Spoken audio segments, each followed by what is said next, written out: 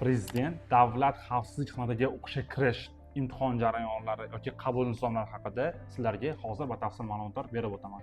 Ushbu o'qishga kirish birinchi qabul jarayonlari o'qish joyi, ya'ni Davlat xavfsizlik xizmati akademiyasida bo'lib o'tadi. Qabul kvotasi 16 tadan 20 tagacha atrofida qabul qilinadi.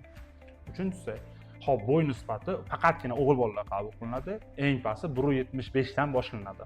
Jismonan baquvvat, sog'lom faqatgina o'g'il bolalar qabul qilinadi.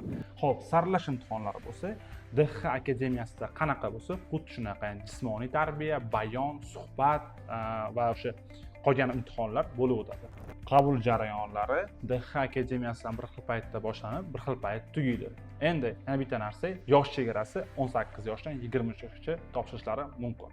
Agar sizga ushbu akademiya haqida batafsil ma'lumotlar, ya'ni o'sha qo'shimcha kvotalar yoki imtihon jarayonlari yoki bo'lmasa parametrlar haqida ko'proq ma'lumotlar kerak bo'lsa, Telegram sahifamizga obuna bo'ling va biz u yerda qo'shimcha ma'lumotlar berib boramiz.